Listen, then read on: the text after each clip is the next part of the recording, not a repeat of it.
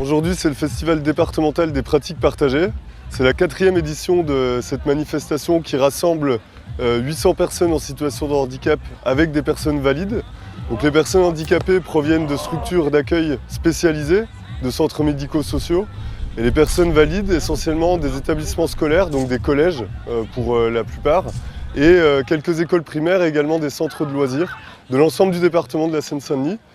L'objectif de la manifestation, c'est de faire pratiquer ensemble des personnes valides et des personnes handicapées. Pour ça, on crée des groupes mixtes qu'on mélange en amont de la manifestation, qu'on essaye de faire se rencontrer.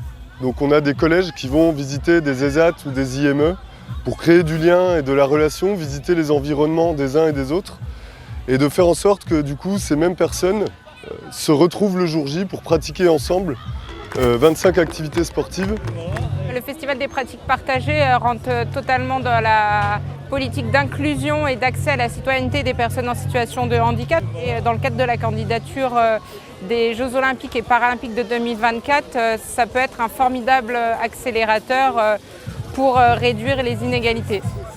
Sur le site de la Motte à Bobigny, il est donc prévu le futur pôle sport handicap, qui sera un lieu de pratique partagée pour les personnes en situation de handicap, handicap physique et handicap mental, avec des personnes valides. C'est un lieu un peu incontournable puisque autour de ce parc se trouve l'hôpital Avicenne, l'université Paris 13, qui vont faire partie de l'association et grâce auxquelles on va pouvoir avoir un pôle de recherche et un pôle médical sur les questions du handicap.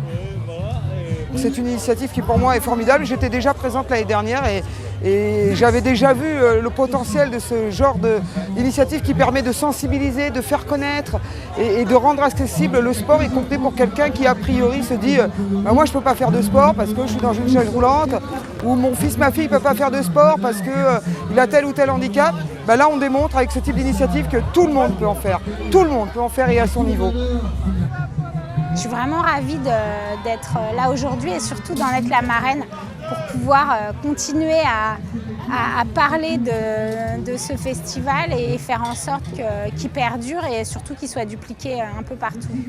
Je pense vraiment qu'on a nos chances pour la candidature de Paris 2024. Moi, je suis ambassadrice de cette candidature et je porte un peu la voix du département, notamment sur le volet héritage. L'idée, c'est vraiment que cette candidature soit inclusive pour les habitants du 93 et je crois que c'est des jeux qui nous feront du bien, qui nous aideront à transformer notre société, que ce soit en termes de logement, de transport, mais aussi pour toutes les émotions que les jeux peuvent procurer.